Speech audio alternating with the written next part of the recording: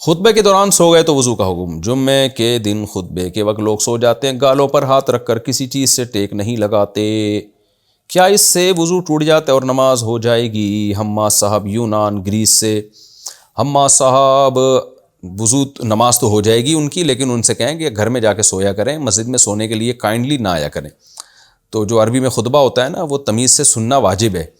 ہاں پھر بھی غیر اختیاری طور پر آنکھ لگ گئی تو جب تک دونوں کولے زمین پہ ٹکے ہوئے ہوں تو پھر جتنی بھی گہری نیند ہو، اگر کولے زمین پہ ٹکے ہوئے ہیں تو پھر اس سے وضو نہیں ٹوٹتا۔ ہاں اگر دائیں طرف کو ذرا سا لڑک گئے یا بائیں طرف کو ذرا سا لڑک گئے تو پھر وضو ٹوٹ جائے گا، پھر دوبارہ وضو کرنا پڑے گا۔ لیکن خطبہ غور سے سننا واجب ہے، خطبے کے دوران سونا جائز نہیں ہے۔ غیر اختیاری ہو تو بہرحال وہ تو اللہ، پھر حدیث میں آتا ہے کہ غیر اختیاری چیزوں پہ اللہ نہیں پکڑتے۔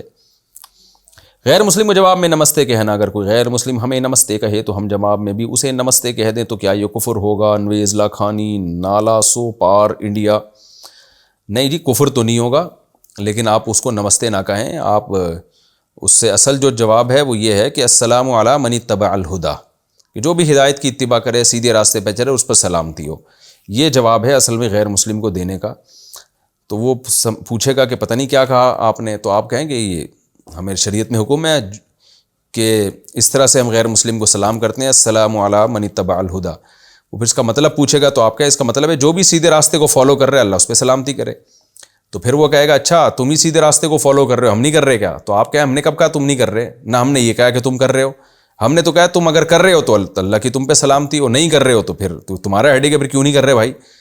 تو جب خود مان رہے ہو کہ نہیں کر رہے، تو اس لیے یہ ہمیں جواب دینے کا حکم دیا گیا ہے۔ تو یا اس طرح سے کیا جا سکتا ہے۔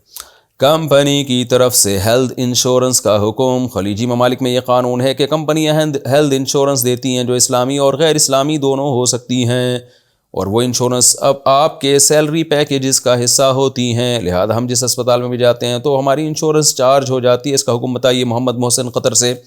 اگر وہ لازمی ہے اور کمپنی خود سے انشورنس کمپنیوں سے ایگریمنٹ کرتی ہے، آپ کا اس میں اپنے ذاتی ارادے کا کوئی دخل نہیں ہے، بلکہ کمپنی کا لاء ہے اور کمپنی خود سے کرتی ہے، اور پھر کمپنی آپ کو علاج کے لیے پیسے دیتی ہے، تو پھر آپ کے لیے علاج جائز ہے، کیونکہ آپ کمپنی سے پیسے لے رہے ہیں، آپ کا ایگریمنٹ کمپنی سے ہوا ہے، اپنی کمپنی سے۔